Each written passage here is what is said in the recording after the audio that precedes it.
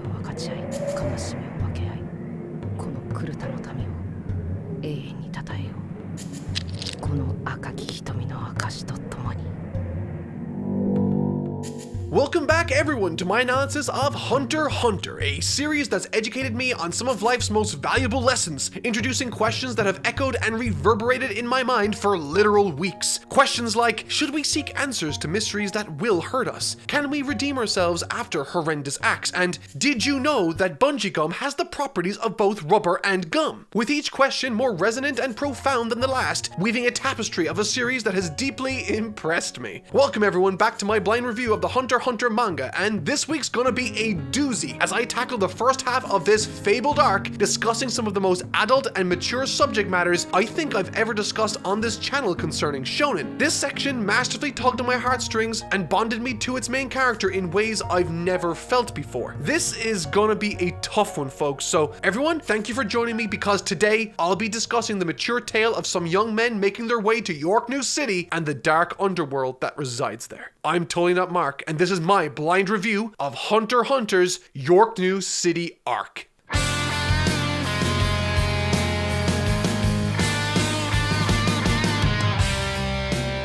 This story is bananas, and despite this video covering half of the arc, within the first few chapters it cemented itself as the strongest of the series that I've seen thus far, taking the emotional moments from the first arc and action from the second and third to produce something truly unique and powerful. This is a story that, at least to me, seems to have something that it wants to say, something that I'm honestly not too used to being taken seriously in these types of stories: realistic family trouble and the trauma that may sprout from it. Interestingly, for the first time in this story, instead of following one linear path or plot thread from the point of view of Gon, we follow 2 points of view with a couple of other secondary threads. And surprisingly, in this section, Kurapika assumes the leading man role in his plot thread during this section of Yorknew City's arc, and it's amazing. But structurally speaking, I'm a massive fan of the way this particular arc is structured, and stories that are structured this way, because it often ends up building momentum when heading into the second half or the climax of the story. For instance, this is one of the Dragon Ball Z Namek Saga's greatest strengths, within which there isn't really a main single plot thread we follow, but instead we have the point of view of Gohan and Krillin,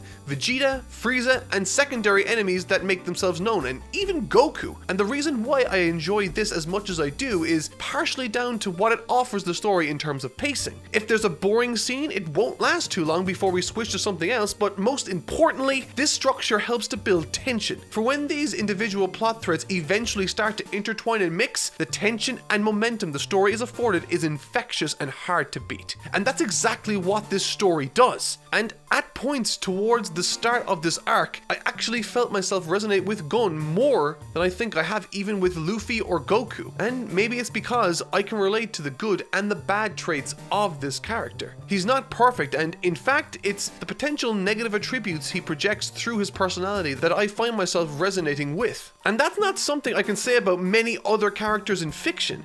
Now, while the portion of the story I'll be covering today does primarily deal with Kurapika's trials and tribulations in Yorknew City, the scene that has stayed with me long after finishing it has to be the opening section of this arc, when we arrive with Gon and Killua back at Whale Island. There's virtually no action to speak of, and while the scenery can be spectacularly beautiful at times, the only reason I hold this sequence in such high regard has to be how it deals with difficult subject matter. Something I've come to love about Hunter x Hunter has been how emotionally resonant it is, as I've mentioned. Togashi isn't afraid to strip away all the pomp and ceremony surrounding a particular scene or scenario or character, and he just allows them to speak openly with each other. Chapter 64 is exactly that, demonstrating a quiet moment of intimate and vulnerable reflection between two friends, and I love it for that. Why I love quiet moments like this is largely due to one prevailing factor. It allows us to see the characters for who they really are in as clear a way as possible. We see how similar Gon is to Killua, but we also see how different they are. It's cute, and just like the rest of the story, there are some hints of sadness dotted across the text, showing us how lonely Gon is and how aimless Killua can be. One exchange that did stick out in my mind as particularly sad was when Gon enthusiastically asked if Killua would stick around with him. I assume in Gon's mind he would want that forever, and while Killua's response was to the affirmative, it was also delivered with significantly less enthusiasm and with a definite deadline. That deadline being, once he figures out what he wants to do with his life, he'll leave. And when that day comes, I can only imagine how difficult it will be for Gon to take that news. In addition to that, this opening section, on top of being a stripped down and engaging narrative, it was also quite beautiful in its depiction of the woods and the star-speckled night sky as the two boys stare up into it, pondering what the future might hold for them, and if that's not relatable, I don't know what is. And that's not even to make mention of the role Jing plays in these opening chapters. Through various flashbacks and recollections, we learn the little information Gon's aunt and grandmother know of him and the means with which he left Gon with them all those years ago as a baby. But interestingly, he did leave behind something specifically for Gon.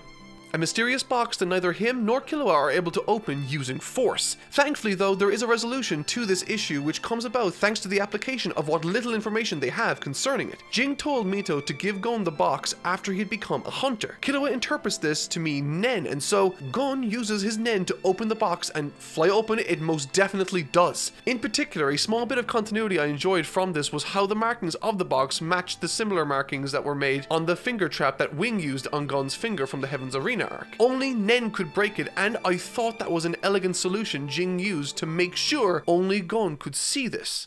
本当にあった莫大な宝を目の前に、あの時笑ってた。 Once this box opened, I felt the scene shift from still within the realms of a traditional shonen series and into something seriously realistic concerning the morality of Jing and how that has affected Gon as a character throughout his life. Of the three objects left inside this box, they opt to listen to the tape first, and in it, Jing reiterates numerous times, asking Gon if he's sure he wants to find him, and if he doesn't, to turn off the cassette tape. I wasn't sure about this decision first, but it actually ended up to be a really great narrative choice that receives an interesting payoff later in the scene, because it gives Gon a means with which to communicate how he feels through action, and loosely gives him a means with which to interact with his father for the first time. Which becomes all the more sad and disheartening when Jing reveals that he doesn't want to see him in actuality. He describes himself as selfish, and by all accounts, given what we've learned about him through Mito, Gon's aunt, and his grandma, he seems to be a man driven by something else that overshadows his responsibilities as a father. A desire for adventure, or something akin to that perhaps. Gon listens to the remainder of Jing's section before eventually being, in no uncertain terms, challenged to find him, while he, Jing, tries to not be found. Now,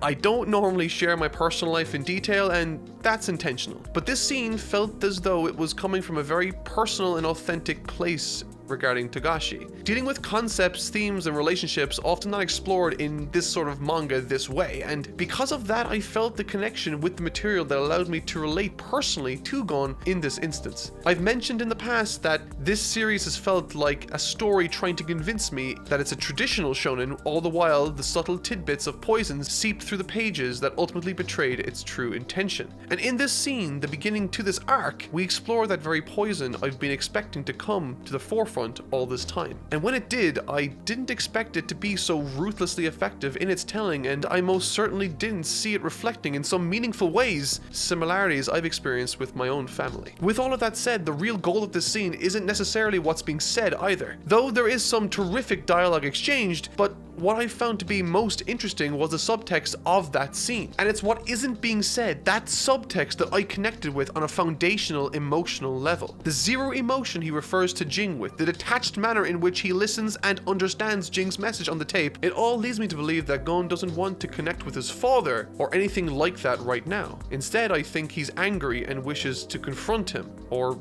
worse. The tape continues to play, and Jing asks again if Gon would like to know who his mother is. Without needing to think about it or to hear the question once more, Gon stops the tape and doesn't want to know who his biological mother is, because as far as he's concerned, he already has a mother in his Aunt Mito, which I thought was a really nice and sweet sentiment that harkens back to what he said at the beginning of this arc with Killua in the forest. However, from this, my biggest takeaway has to be Gon's reaction to hearing that his father wants nothing to do with him.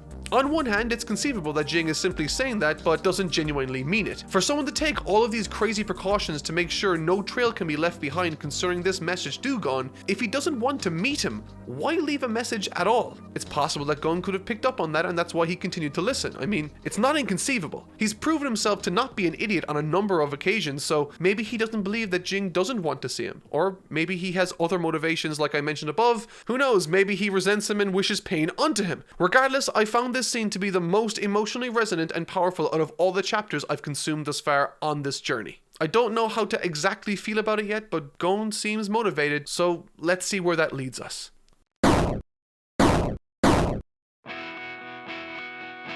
Relax, take it easy. The Flesh Collector's Mansion. These couple of chapters give us our first piece of respite from Gon and Killua by catching up and focusing on Kurapika's predicament, which ends up being the focus of the remainder of this video. But don't worry, Gon and Killua still do some cool stuff, so sit tight. To be perfectly honest, throughout the Hunter exams and the Zoldyck family arcs, Kurapika did have a couple of interesting moments, but nothing that would have made me a massive fan of his character, and largely that's down to me not getting to spend a lot of time with him. Killua, Gon, and Leorio deal with a lot of the story beats from a comedic and emotional standpoint, which left Kurapika in my mind as the quiet smart guy, and even in being that, I felt like Gon was smarter than him in many instances. This of course was my own mistake in pigeonholing him like this, as by the time this video's material completes, I was in love with his character and delighted he got to lead his very own story to show us, as an audience, what he's made of. And spoiler alert, he's made of awesomeness, and while from this point on, Gon, Killua, and eventually Leorio basically go on a much more lighthearted adventure to find enough money for the Greed Island videotape that will grant further insight into Gon's father's past, Kurapika's is wall-to-wall action with a sort of noir-type feel to its scenes as he gets hired by the mafia to protect a mob boss's daughter until it all goes to hell. His introduction to the story begins as he seeks out the means with which to gain access to Yorknew City's underground and auctions. This means being a bodyguard apparently, and it's his interview for this role that makes up his very first scene, as he participates in a real-life game of Among Us, trying to figure out who the imposters are within the room he resides.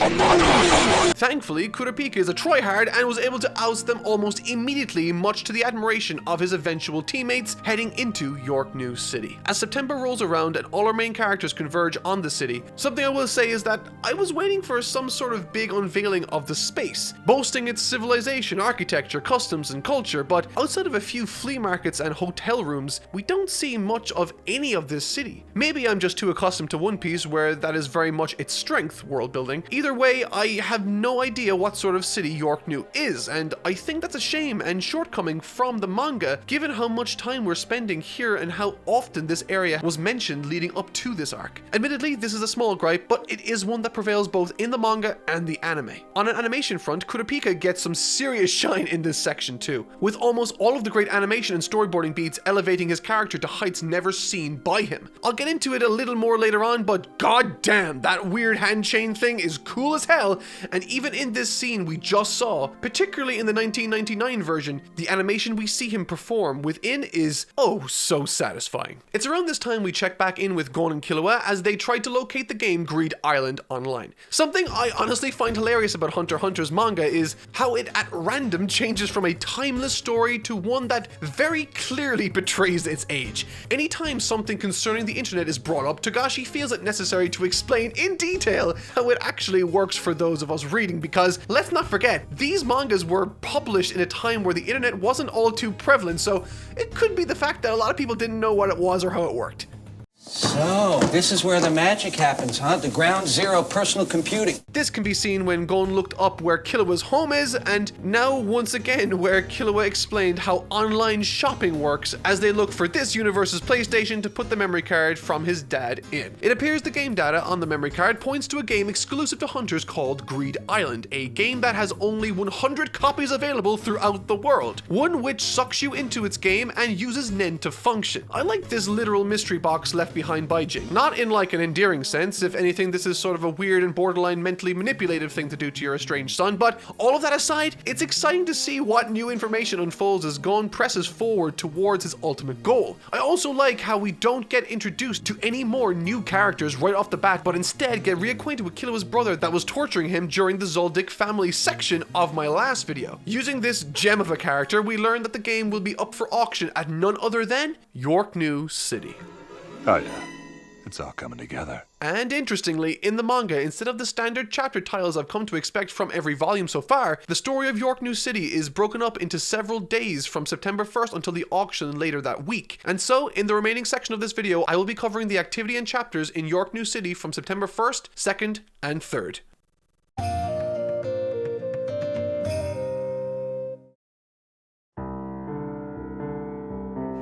Spiders.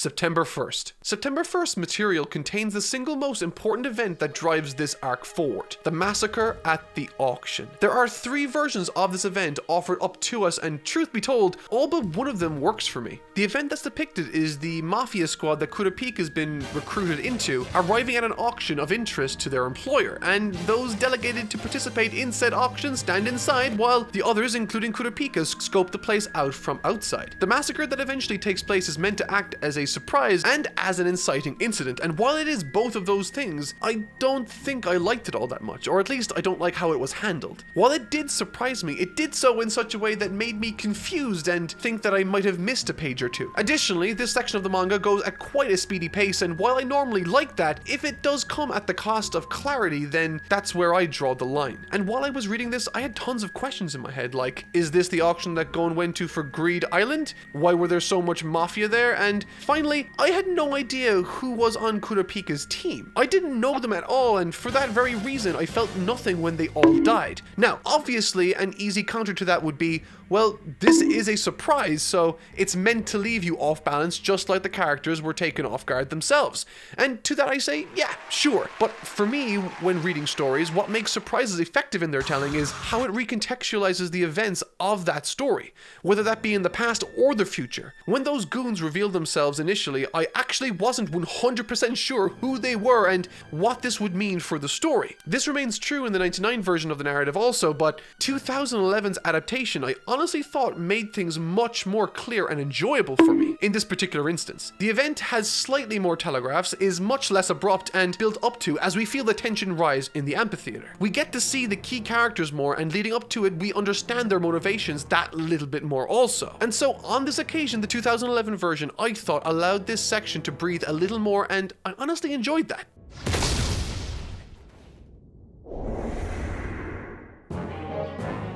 So yeah, these guys are the Spider Troupe, and they were initially after the winnings of the auction, Hisoka included, and the fight that ensues is quite brutal with this dude called Uvo also. He's physically the most powerful of the troupe, and he plows through the #1 attackers of each of the mafia's ranks. That is until he runs into Kurapika. This chain that Kurapika has is friggin' amazing, and probably makes him the most powerful guy on the side of good, if you want to call it that, right now. And what's more is that he gets some of the best lines in the manga. Once he has Uvo restrained, he says, "This ability I will only use on the spiders. Its sole purpose is to capture them and deprive them of their liberty." Jeez, that's cold-blooded, but also it's great to see new Nen types propping up all over the place and used in such creative and innovative ways. This one is particularly interesting because it comes with conditions that if he breaks them will lead to him instantly losing his life. A nice Chekhov's gun that I can't wait to see prop up later on in the story while it explodes in his face. All the while he has this guy reprimanded, Hisoka wants to confront him about something. Apparently he wants to fight the Spider-Head Honcho and kill him, which means Kurapika now has an incentive to work alongside Hisoka. The plot thickens.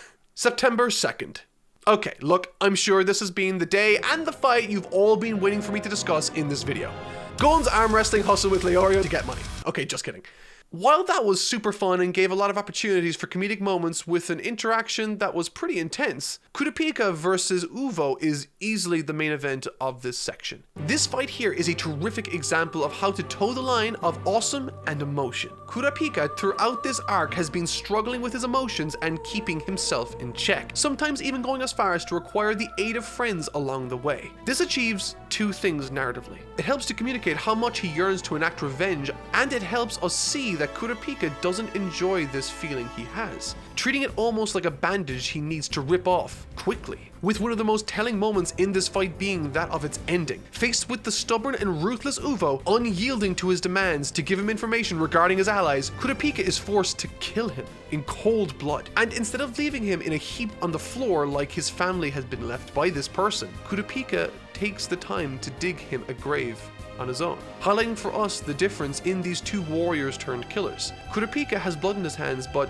just like the Hunter exams, we know he didn't find joy in what he felt like he had to do in this fight and this moment. And what a fight it is in all versions of this story, from the manga to 99 to even 2011, with the latter 2 producing some of the best animated sequences from each version respectively. 99 in particular has some terrific storyboarding with some unreal use of color in places. And in the interest of being fair fair, because I praised 2011 earlier, on this occasion between the two anime versions of the fight, something I noticed while watching them was that the 99's interpretation, with its solemn and bleak soundtrack, seemed to be more in line with the characters and tone of the narrative, I think, while 2011's version seems to be more...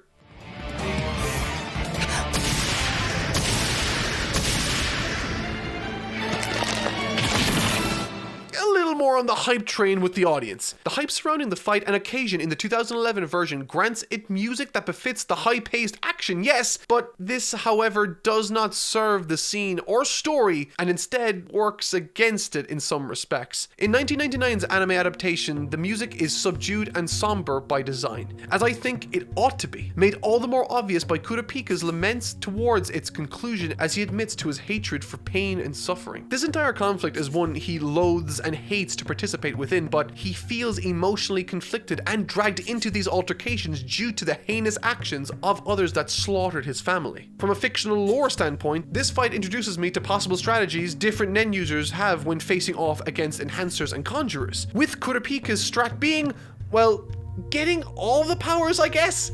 Yeah, all the powers. As long as he has the scarlet eyes and sticks to the rules of the chains that he conjured up, then he is pretty much a master that wields the max power of all the different Nen types as a specialist. This seems, to me at least, massively overpowered, but let's see how this one goes as Kurapika walks as a god exacting judgment over those who wronged him. And so, really, in theory, right now, the intrigue for me comes not from the question, can Kurapika pull this off, but instead, how are the Spider Troupe going to deal with this powerhouse of a blonde guy? September 3rd. So, Gon sells his hunter license? Excuse me? Yeah, okay, so this kid's only mission, it seems, quite literally, is to find his father. This license means nothing to him, despite everything he went through to get it.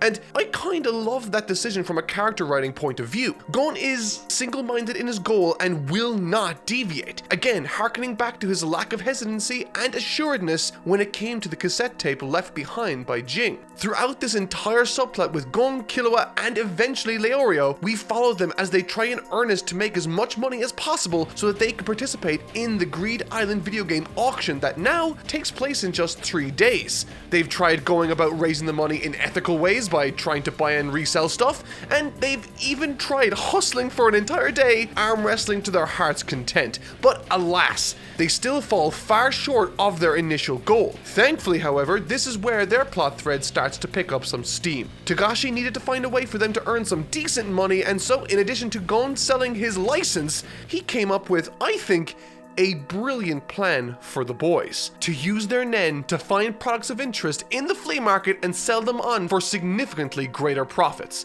And it works! I love this idea because it proves how versatile Nen is as a mechanic, and it leads them down this path where they will meet this gentleman. Now, interestingly, this appraiser, he makes note of something I've realized already about Gon. If you recall back to my video concerning Killua's murder of another man during the Hunter exams, I mused curiously over how Gon didn't pay that heinous murder of an innocent man any attention really whatsoever. Similar to Killua, in that moment, Gon doesn't care if he, the appraiser, has a shady past, and he ignores all the negatives associated with it. It's just curiosity. And the appraiser notices this specifically, saying, I couldn't figure out why this kid intrigued me, but I have an idea. He isn't concerned with whether something is good or bad. He's walking a fine line. Now, that's a really interesting and sort of reserved way of saying that Gon isn't really concerned with morality. And it's that very choice Togashi made to imbue a young character like that with this poison that made this character, Gon, so terrific, I think. At a glance, choices like this can be passed off as Gon being a naive or innocent 12-year-old kid, which he is. But in reality, he's proven himself to us to be much more contemplative and cunning than perhaps any other character in this story, which may very well be a breadcrumb pointing us, the audience, in the clear direction Gon is heading down. There are tons of conflicting thoughts swirling around in my head concerning Gon and Killua, to be honest. On one hand, I love them as characters, but on the other, they have very, very clear issues stemming from their family that I know will manifest in some explosive ways down the line. And these breadcrumbs are the hints leading leading to that eventual moment. And now, it's time for those plot threads to converge. Kurapika now in pursuit of the remaining Spider Troupe forces, and Gon's crew now looking to apprehend them for their reward money. There's this great scene that pops up as Gon and Killua discuss how best to go about this once they get their eyes on their targets. It's really awesome getting to see Killua's surveillance or assassin sensibilities color the choices made in these scenes, and it's also pretty funny seeing how bad Leorio and Gon are at trying to look natural. But interestingly, and we knew this already, Gon is incredible at stalking someone, made obvious during the Hunter exams with Hisoka. Now, what makes this scene all the more tense as we build towards this choice they make is that Killua remarks even his father had trouble with this spider troupe, and unbeknownst to either of the boys, is being called into action once again to apprehend them by the mob after what they pulled in the auction on September 1st. Again, building off of that, Gon and Killua stalk their two spider troupe targets until they reach some abandoned building where...